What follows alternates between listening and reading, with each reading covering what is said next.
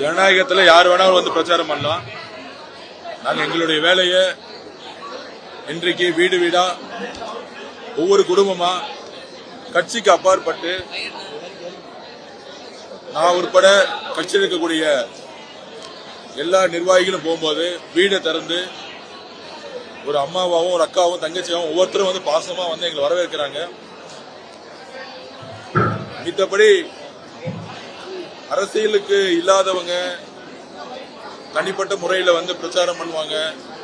அதை பத்தி பேசுறது எனக்கு ஒன்றும் இல்லை. ஆக்சுவலா நாங்க தெளிவா இருக்கோம் எங்களுடைய கொள்கையிலையும் எங்களுடைய குறிக்கோளையும். தமிழக வெற்றி கழகத்தையும் எங்களுடைய தலைவரையும் சில ஊடகங்கள் சும்மா மீடியா நெரேட்டிவ் செட் பண்றேன்னு திமுகவுடைய ஒரு மணி இன்ஃபுளுன்ஸ்ல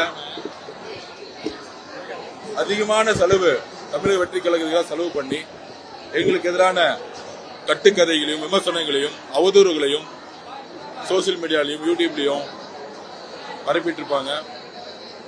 இதுக்கெல்லாம் பதில் சொல்றதுக்கு எங்களுக்கு டைம் கிடையாது. மிகப்பெரிய மெஜாரிட்டி நம்பருடன் தமிழக வெற்றி கழகம் எங்களுடைய தலைவர் முதலமைச்சர் ஆவாரு. வெள்ளிவாக்கத்தில் நான் திருப்பியும் சொன்னதுதான், 5 வருஷமா எம்எல்ஏவே இல்ல, எம்எல்ஏ ஆபீஸும் இங்க இல்ல. தொடர்ந்து மக்கள் இங்க திமுக ஜெயிக்க வச்சாங்க.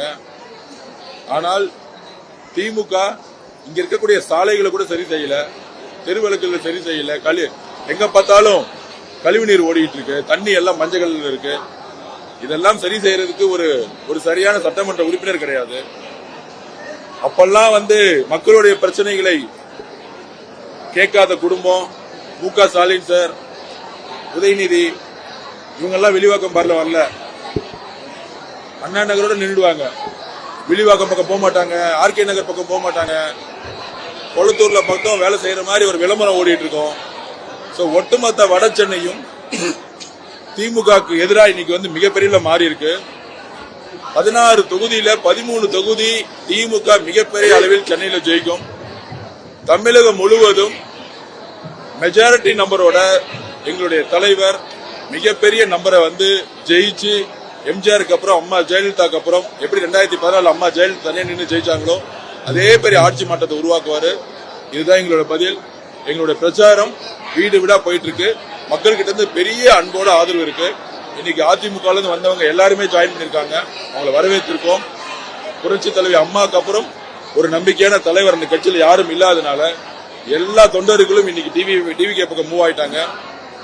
அவங்களை நாங்க வரவேற்று அவங்களுக்கான பணிகளை கொடுத்து அவங்கள ஒரு குடும்பமா நாங்க வந்து அவங்களோட சேர்ந்து பயணிப்போம் உறுதி கொடுக்கோம். அதுதான் இன்னைக்கு கள நிலவரம் கூட.